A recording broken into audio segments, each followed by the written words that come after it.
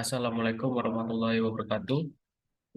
Kami dari kelompok 7 akan mempresentasikan tentang usulan perbaikan penerapan sistem manajemen keselamatan dan kesehatan kerja pada konstruksi jalan raya dalam studi kasus PT Karya Sakila Group. Next.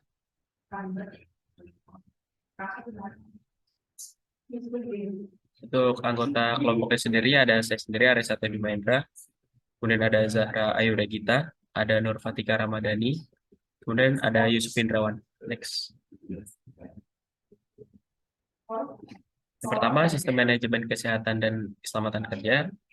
Kesehatan dan keselamatan kerja adalah seluruh bentuk kegiatan agar dapat menjamin serta melindungi keselamatan dan kesehatan para tenaga kerja melalui upaya pencegahan kecelakaan kerja dan penyakit akibat kerja. Keselamatan dan kesehatan kerja adalah suatu tindakan upaya pencegahan pengulangan serta menghindari kecelakaan kerja dengan cara menghilangkan atau menghentikan risiko guna mencapai target. Next. PT Karya Sakila Group memiliki 100 karyawan tetap.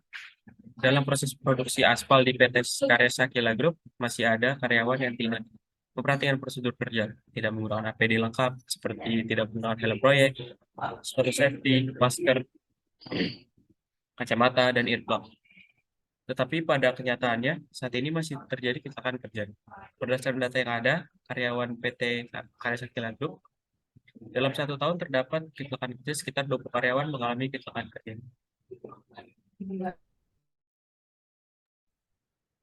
Selanjutnya, cara pengambilan data Hazard Identification and Risk Assessment di PT Karya Sakila Group. Yang pertama ada data primer. Data primer adalah data yang diperoleh dari pengamatan dan pengukuran secara langsung di lapangan, meliputi data tentang penelitian selama di perusahaan dengan pengamatan langsung pada area proses produksi PT Karya Sakila Group. Yang kedua, data sekunder. Data sekunder adalah data yang diperoleh dari sumber tidak langsung, data yang sudah ada tentang risiko kecelakaan kerja di PT Karya Sakila Group, baik itu di internet maupun di buku. Next. Data yang dapat diambil untuk melihat potensi bahaya yang akan muncul itu dari jenis kegiatan dan kondisi lapangan. Yang kedua, potensi bahaya dan risiko. Yang ketiga, tingkat keparahan. Yang keempat, tingkat frekuensi. Dan yang kelima, nilai risiko dan level risiko. Sumber bahaya atau risiko kecelakaan kerja di pekerjaan konstruksi jalan itu ada 3 tahap. Yang pertama, tahap mobilisasi. Mungkin sumber bahaya yang akan terjadi itu kecelakaan dan gangguan kesehatan akibat tempat kerja yang kurang memenuhi syarat. Lalu tahap pekerjaan tanah itu mungkin terkena alat gali dikarenakan akibat jarak antar penggali itu terlalu dekat, seperti kegiatan mencangkul. Dan yang terakhir di tahap kekerasan, mungkin dapat terjadi iritasi pada kulit, mata, dan paru-paru akibat paparan debu semen yang terhisap oleh para pekerja. Selanjutnya ada beberapa penilaian risiko pada proses produksi. Selanjutnya, penilaian risiko yang pertama, proses stone crusher. Pada proses stone crusher ada 4 temuan risiko bahaya yang dimana tidak adanya alat pemadam api ringan atau APAR pada proses stone crusher yang membuat menjadi level risiko tertinggi digolongkan menjadi ekstrim. Selanjutnya, yang kedua ada aspal mixing plant atau AMP. Selanjutnya,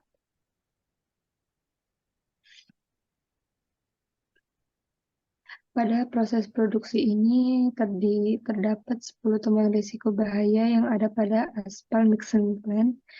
Tidak adanya pertolongan pertama pada kecelakaan di ruangan operator membuat proses AMP menjadi level risiko tertinggi digolongkan menjadi ekstrim. Selanjutnya, yang ketiga ada tenaga penggerakan atau genset. Pada tahap ini ada 5 temuan risiko bahaya yang ada pada tenaga penggerak atau genset. Hal ini disebabkan karena tidak adanya alat pemadam api ringan atau APAR pada tenaga penggerak. Tidak adanya perlengkapan pertolongan pertama pada kecelakaan P3K di tenaga penggerak. menjadi level risiko tertinggi digolongkan menjadi ekstrem. Selanjutnya,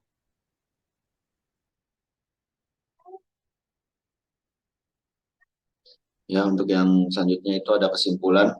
Untuk kesimpulan yang pertama itu ada potensi bahaya terdapat pada stone crusher tidak adanya alat pemadam api ringan atau APAR itu sendiri. Terus yang kedua itu ada tidak adanya pertolongan pertama pada kecelakaan atau P3K pada aspal mixing plant atau AMP. Terus yang ketiga itu ada kotak listrik yang tidak ada tanda peringatan dari genset itu sendiri. Terus yang keempat itu ada potensi yang terdapat pada tenaga penggerak atau genset tidak adanya pemadam api ringan itu sendiri atau apa. Terus yang terakhir itu tidak adanya pertolongan pertama pada kecelakaan P3K pada tenaga penggerak genset.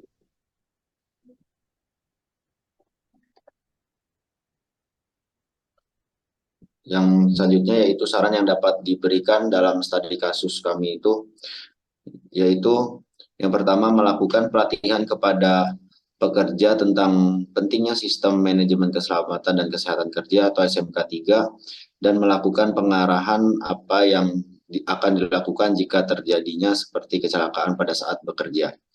Terus yang kedua, itu melengkapi semua keperluan di ruang proses produksi, terutama perlengkapan K3 itu sendiri, seperti alat APAR atau pemadam api ringan, pertolongan pertama pada kecelakaan atau P3K, alat pelindung diri atau APD, dan rambu-rambu yang diperlukan.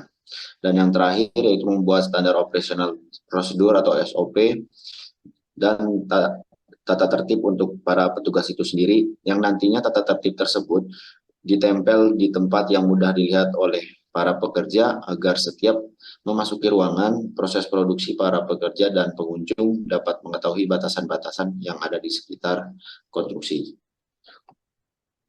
Mungkin cukup sekian presentasi dari kelompok kami, kelompok 7, kurang lebihnya mohon maaf. Sekian dan terima kasih.